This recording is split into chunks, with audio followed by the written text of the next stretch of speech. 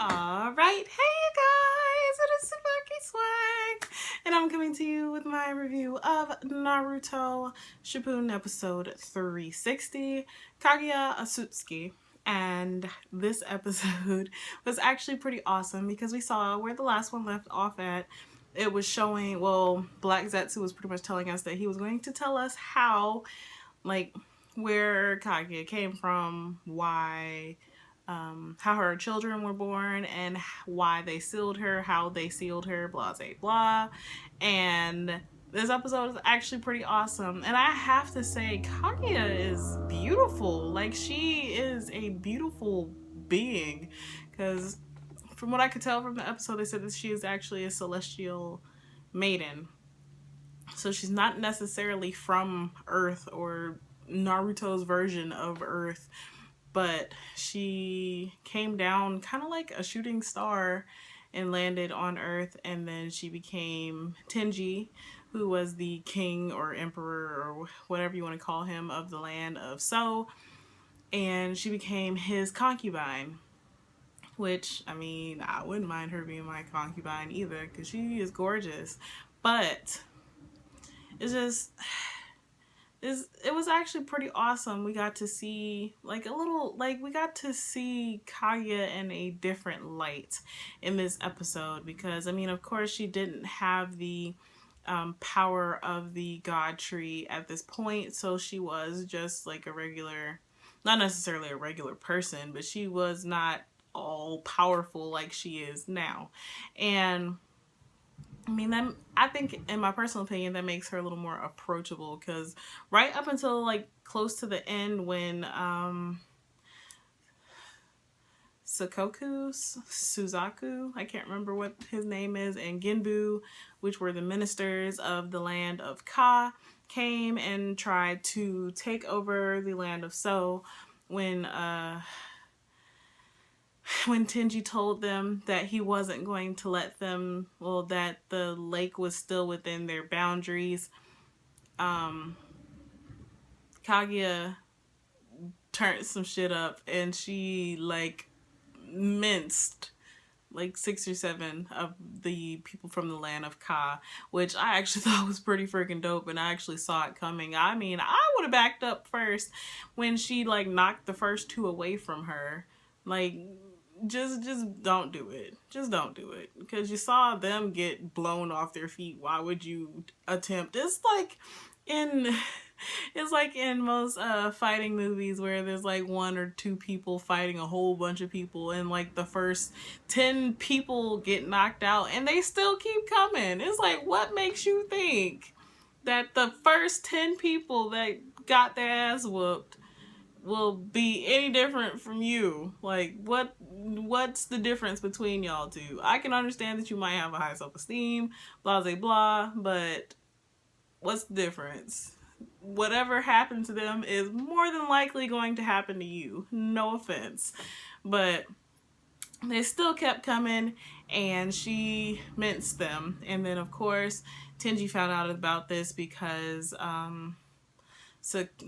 Suzaku, I believe is his name, went back and told him that she had killed them because Tenji said that if anybody raised a hand or a sword to the people of the land of Ka, that he would have them executed.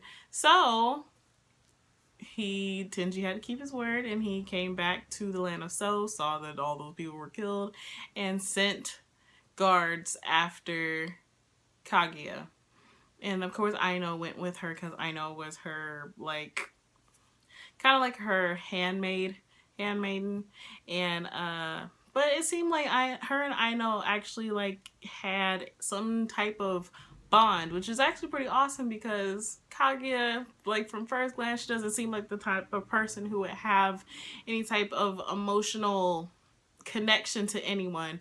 But then also you could tell, like, right before all this stuff happened, like when the army came and surrounded the land of So and all that good stuff, that she and Tenji had grown close because she was like standing behind him. She had her hand on his shoulder, which most women like in shows like this do when they are, well, when they feel protected by their significant other. So you could tell that she has a thing with Tenji, but now Tenji is sending these guards after her, and her and Aino made it to the god tree, but the guards were pretty close behind Aino. Finds out that Kaguya is with child, which is more than likely Hagoromo, because I believe Hagoromo is the older out of the two, out of him and his brother. But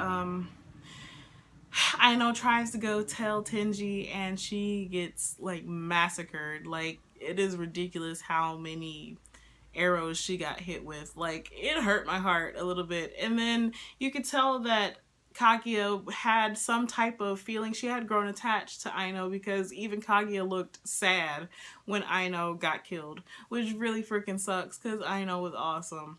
But Kaguya did make it to the god tree. She got the fruit and ate it and became the Kaguya that we have come to know, and I guess you could say love. The one that is about to, looks like she's about to tear Naruto and Sasuke a new one.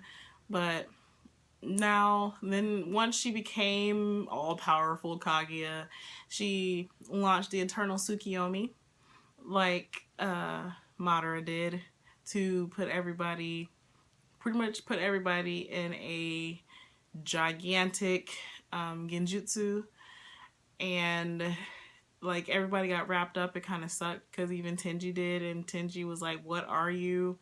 But you could tell that she is still like nursing her child. So I don't know if there's really any way to know at this point how far along her baby is.